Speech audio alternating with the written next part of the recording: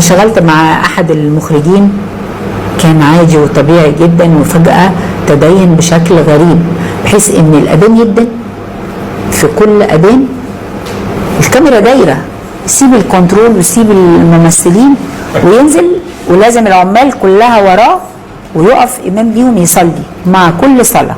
الاذان قام يدن، فوقفنا نستنى الاذان يخلص عشان الصوت بيوصل لنا جوه الاستوديوهات مهما كان في عزل. الاذان خلص وخلص وخلص، ايه هو المخرج فين؟ وعمال اقول ايه يا استاذ فلان، محدش بيرد.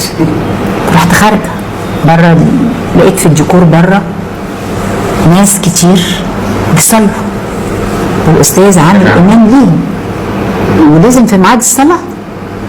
طب خلص المشهد وفي اوضتك وصلي، لكن تعطل الاستوديو كله، ده عمرنا ما كنا بنشوفه. ده التغيير بقى اللي حصل في المجتمع. يعني من زمان في ناس كتير بتصلي، بس لما تروح بيتها تصلي في البريك، في اوضتها مقفول عليها بتصلي، في وقت ما عندكش مشهد انت حر تصلي. يعني احنا مش ضد كل واحد يمارس طقوسه الدينيه زي ما هو عايز بما لا يتعارض مع شغلك، مش توقف الشغل عشان ميعاد الصلاه. ما كانش ده بيحصل عمره. ففعلا حصل تغير في المجتمع غير مفهوم للاسف. يعني ما راجل يقول انا لما امثل محدش يلمسني، يعني لو مثلا امك عيانه، مش هقول اصل ايه، احنا دلوقتي الكتاب اصلا ما بيكتبوش مشاهد لا فيها بوسه ولا حضن، الحاجات دي اصلا مش موجوده. يعني هم يقول لك ايه البوس والاحضان، هو فين؟ في انه فيلم؟ قولوا لي كده من 20 سنه في فيلم فيه بوسه ولا حضن؟ من 20 سنه الكلام ده الكتاب اصلا ما بيكتبوهوش، مش موجود في السيناريوهات. فده كلام فارغ اللي انتوا بتقعدوا تقولوه.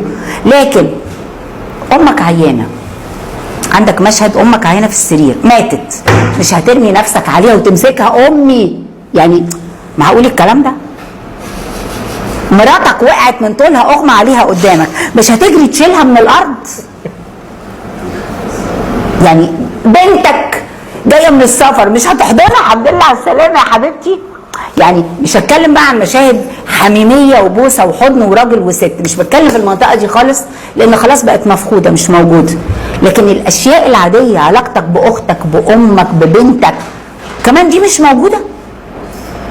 فطبعا انا بشوف ده رده، مش رده، ده احنا يا ريت لو رده لورا احنا احسن كتير. انا مش عارفه اسميها ايه، لكن احنا في حاله الحياه يرثى لها. لما بسمع الكلام ده بقى فيه غباوه فظيعه، وانا بتصور ان في منهم مزقوقين من غير ما يعرفوا ان هم مزقوقين، هم مش عارفين ايه الجهه. شخص بيتكلم معاهم ايا كان، بس في تحركات دخلت حتى في وسط الوسط الفني، فبقينا نتفاجئ بناس بتقول اراء الحقيقه غريبه.